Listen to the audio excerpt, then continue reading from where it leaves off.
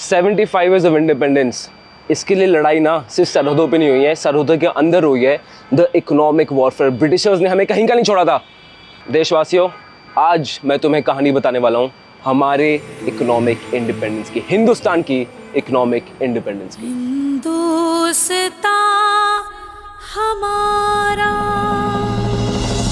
सारे जहां से अच्छा, हिंदुस्तान हमारा, हम बुलबुले हैं इसकी, ये गुलसिता हमारा, हमारा सारे जहां से अच्छा। आज़ाद भारत का सबसे पहला यूनियन बजट हुआ था ऑन 26 नवंबर 1947। हमारे सबसे पहले फाइनेंस मिनिस्टर कौन थे? Shri RK. Shanmugham Chetty. By the way, he represented a country in Bretton Woods agreement 1944। After World War II बहुत प्रॉब्लम्स थी वर्ल्ड वाइड फाइनेंस को ठीक करने के लिए ब्रेटन वुड एग्रीमेंट रखा गया था, जिसमें he went, which is a very very big deal. Coming back to the point, अब सर का एक ऑब्जेक्टिव था टू गिव सेवरल इंटरवेंशंस और ठीक करना ऑफ फिस्कल फेडरलिज्म। अब what is fiscal federalism? Basically ये एक वो एजेंडा होता है जहां पे सेट प्रोटोकॉल होते हैं कि सेंट्रल के पास कितनी पावर रहनी चाहिए, कितनी पावर स्टेट को डेलीगेट होनी चाहिए, कितनी पावर उसके नीचे डेलीगेट होनी चाहिए। एक प्रॉपर फ्रेमवर्क बनाए, बिकॉज फ्री इंडिया जो है it has to work on protocols, और ये सेट करना बहुत जरूरी था।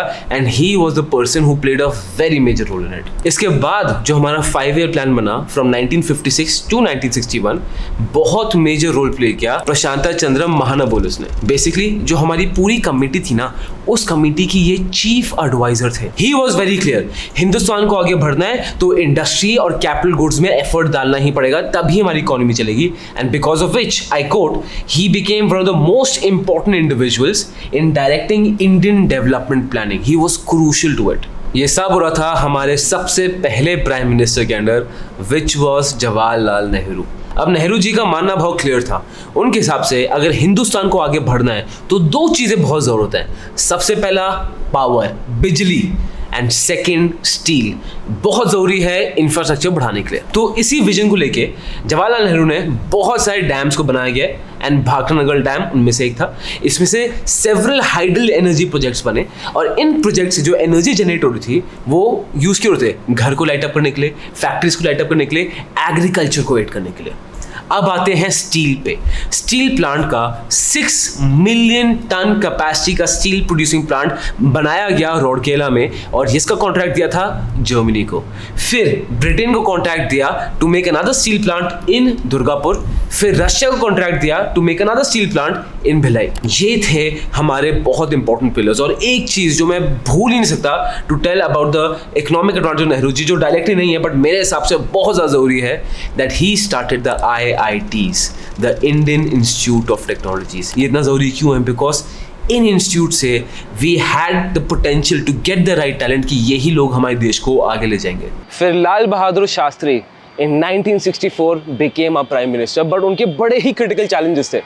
सबसे पहला चाइना वॉर, और फिर 1965 पाकिस्तान वॉर। सुनने में लगता है वॉर बहुत अच्छी चीज़ है, बट एक वॉर ना एक देश को खोखला कर सकता है। Because of this war India में बहुत ज़्यादा फूड शॉर्टेज हो गई है, प्राइस बढ़ने लग गई है।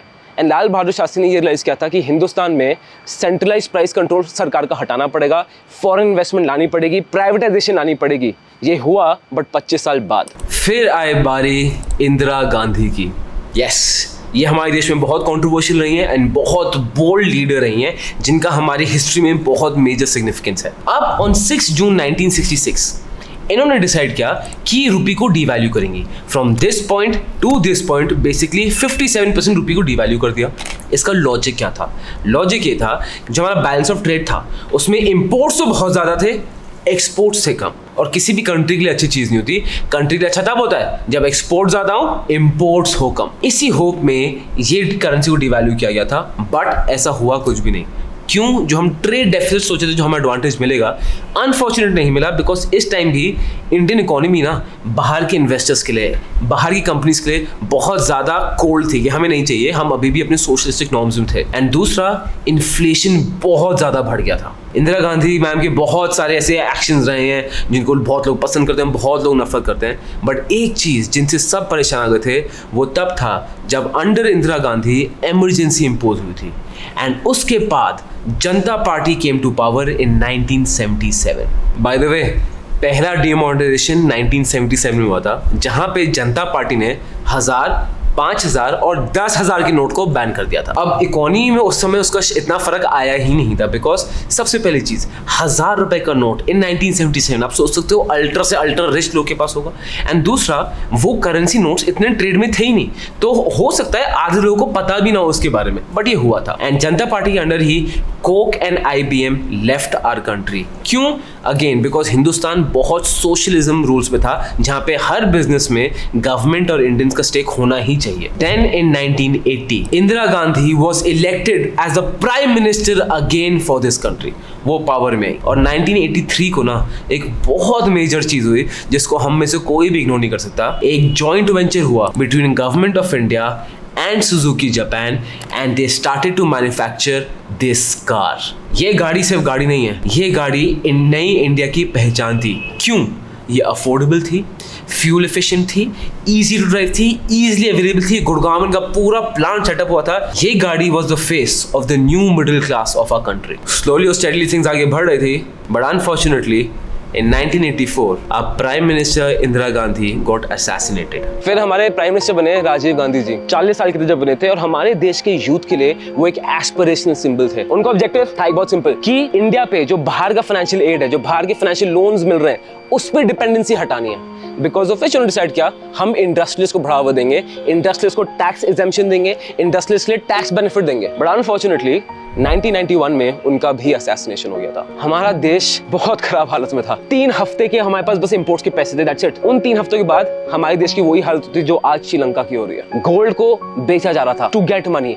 हमारे देश की गोल्ड को प्लेज किया जा रहा था 3 times to get money to survive.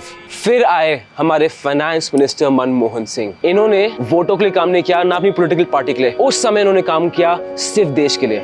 जब किसी मरीज को दवा देनी होती ना, शॉर्ट टर्म में दर्द होता है बट लॉन्ग टर्म में एडवांटेज दिखता है, वही प्लान था डॉक्टर मनमोहन सिंह का as a finance minister. He had decide कि सरकार को अपना इनकम रेवेन्यू बढ़ाना पड़ेगा किसी भी हालत में। सारी सब्सिडी हटा दी, आटे से, दाल से, चीनी से, बेसिक सब्सिडी हटा दी। लोगों को पसंद नहीं है, उन्होंने हटा दी। रूपी को डिवैल्यू किया, उन्होंने इनकम टैक्स बढ़ा दिए सो दैट सरकार की इनकम इंक्रीज हो।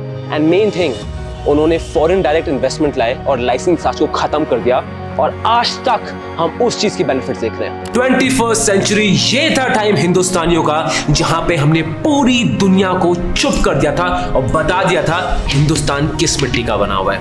अब आप देखिए फैक्ट्स।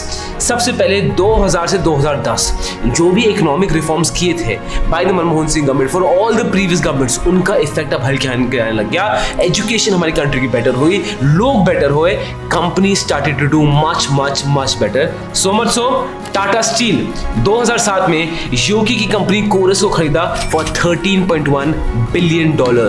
दुनिया चुप हो गई थी, दुनिया देख रही थी। आदित्य बिरला ग्रुप ने दोबारा 2007 में यूएस कंपनी नोवेलिस को खरीद लिया फॉर $6 बिलियन। और हाँ, हम वही देश हैं जिसका मजाक उड़ाया जाता था कि हम पूरे टाइम वर्ल्ड बैंक से अपने हाथ जोड़ के खड़े रहते हैं, और आज ये है। फिर टाटा मोटर्स ने खरीदा जैगुआर और लैंड रोवर को इन 2008 फॉर $2.3 बिलियन, एंड भारतीय एयरटेल ने इन 2010 जैन अफ्रीका खरीदा फॉर $10.7 बिलियन। इन 1998 जो आईटी और बीपीओ का कंट्रीब्यूशन टू जीडीपी था वो था 1.2%, and in 2012 it is 7.5%, and 2010 से 2022 आज तक ये है the age of startup. Some of the best startups in the world हमारे देश में शुरू हो रहे हैं। Some of the best minds in the world हमारे देश में है। So much so there have been startups, digital payment, online independence, demand service. आप सबको पता है बेसिकली ये है पूरी list of unicorns. Just look at this. And ये आपको ग्राफ दिखा रहा है कैसे इंडिया 3rd आ गया है वर्ल्ड में, और ब्रिटेन को तो बहुत पीछे छोड़ दिया। हमारे देश में बहुत दिक्कतें हैं, सो कोई डिनाई नहीं कर सकता। इकोनॉमी जिस लेवल तक आई है ना, थप्पड़ खा खा कर ये गलत डिसीजन, ये सही डिसीजन है, तभी भी इधर पहुंचे हुए हैं। क्योंकि एक चीज तो है दोस्त, हम में से कोई ना हार मानने को रेडी नहीं है। हम लोग we are the luckiest generation to see this growth of a country. क्यों? हम अपने सारे एंसेस्टर्स के बेनिफिट्स रीप करेंगे। हम अपनी इकोनॉमी आगे ले जाएंगे और अगले 20 साल सिर्फ हिंदुस्तान के हैं। ये मैं आप सबसे विनती कर रहा हूँ, स्टॉक मार्केट में इन्वेस्ट करो और इस इकोनॉमिक ग्रोथ का हिस्सा बनो। Wishing all of you a happy 75 years of economic independence.